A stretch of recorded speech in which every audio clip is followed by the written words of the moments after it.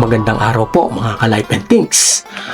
Ayon kay Congresswoman Luistro, ang impeachment complaints laban kay Pangulong Marcos Jr. ay kulang sa substance o legal basis. Ibig sabihin, sa kasalukuyan, walang sapat na dokumento o direktang ebidensya na magpapatunay ng personal na korupsyon. Ngunit mahalagang linawin, ang kawalan ng sapat na ebidensya, ibig sabihin lang nito, sa legal na proseso, hindi pa pwedeng umusan ang kaso. Sa Pilipinas, ang impeachment ay hindi simpleng political statement. Ito ay kombinasyon ng legal at political process. Kaya ang sinabi ni Congresswoman Luistro ay isang legal observation.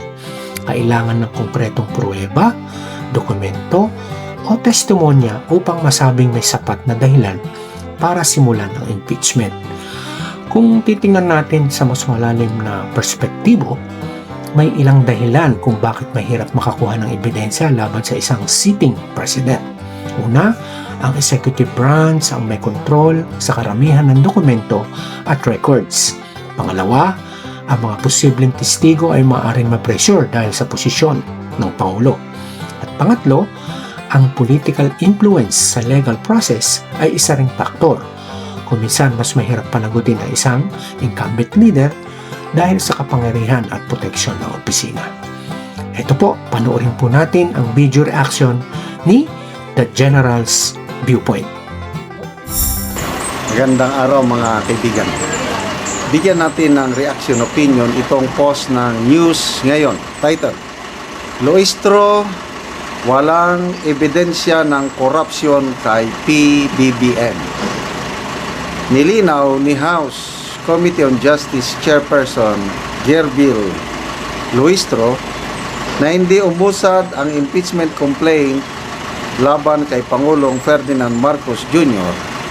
dahil umano sa kakulangan ng direct evidence na mag-ugnay sa kanya sa aligasyon ng korupsyon. Ayon kay Luistro, walang naipakitang ebidensya na magpapatunay ng personal participation ng Pangulo sa umano'y irregularidad. Sabi niya, as a matter of fact, no evidence that will establish yung naging participation ng presidente in the corruption. Dagdag pa niya ang pagpirma ng Pangulo sa General Appropriations Act ay bahagi lamang ng kanyang tungkulin bilang Chief Executive at hindi maaring ituring na patunay ng korupsyon. Galing, ano? O sige, walang ebidensya man kaya.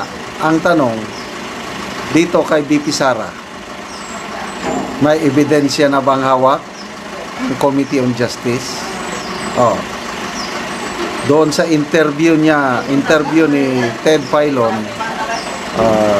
in-interview niya si Luistro, umamin si Luistro na wala pa silang hawak na ebidensya. Yung allegation ng unexplained wealth. Dapat may hawak ka ng bank records yan, bank accounts, income tax returns, and yung magpapatunay na unexplained yung wealth ng BP. Inamin niya wala. Ang hawak lang nila is manifestation, laway, theory, kung ano lang yung sinabi ni Congressman Ridon doon sa Committee on Justice sa deliberation nila, yun yung sinasabi niyang ebidensya. Ebidensya ba yun? Kaya nga, ngayon, magsusubpwe na sila, susubpwe na nilang mga bangko para pilitin ng bangko na mag-submit ng mga bank documents, bank records ni BP Sara. So anong tawag doon? Diba? Fishing expedition. Kaya dito, nahuhuli sila sa kanilang bibig. Tinatanong sila ng media na hindi ba kayo double standard?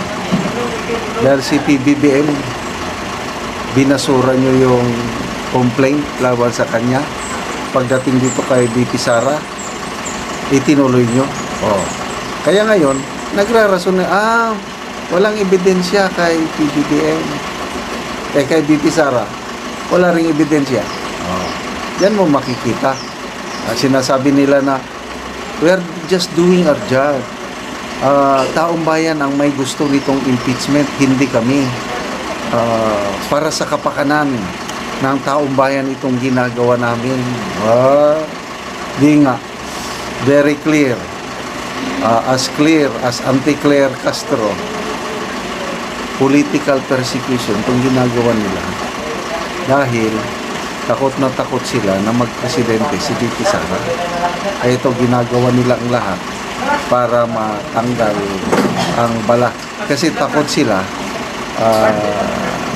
ang mga kongresista na nakatanggap ng mali-maleta sa ngayon, parang ligtas sila. Walang investigasyon, as in, parang walang nangyari. Kaya lang, sabi nga ni Congressman Toby Chanco, pag nanalo si BP Sara, 100%, o 1 million percent, ang sinasabi niya, 1 million percent, hindi ninyo maaariglo si BP Sara. Ibig sabihin, mapapanagot sila. Kaya, dyan sila takot na takot sa ating BP Sara dahil hindi sila makakaligtas once na nanalo itong presidente. Sige. So, naibasura na yung sa Pangulo. Wala natin magagawa. Dito naman kay BP Sara, relax lang tayo kasi si BP Sara, baliwala yan sa kanya.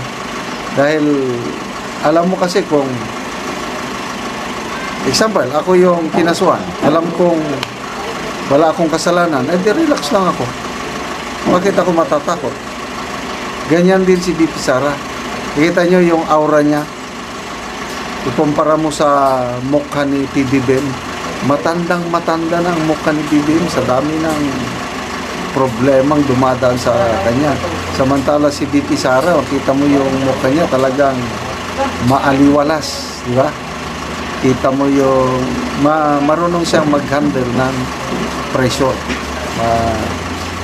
Stability under pressure ang tawag natin dyan.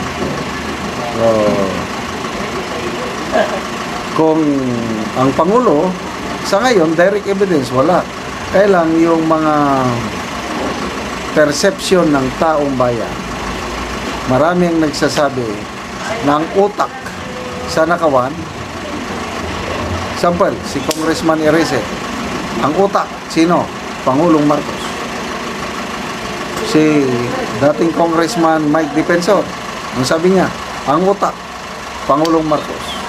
Attorney Guanzon, ang utak, Marcos. And of course, palaging nandyan si Romualdez. Yan ang tandem. Actually, triad yan eh. Pangulo, Speaker, and then Chairman ng Appropriations Committee. So, si taga-implement lang nila, si Saldico. May taga-utos, may taga-plano. Ayan ang trinity of flood control scam sa ating bansa. Sa ngayon, wala nating maasahan dahil tabon diyan, tabon dito, blue ribbon, wala na. Mayroong hearing na naman sa April 14 nata. Kaya lang, wala na, hindi na ako makinig dahil alam ko na ang ending, kaya katapusan. Okay, salamat mga kaibigan sa inyong pagsubaybay sa atin.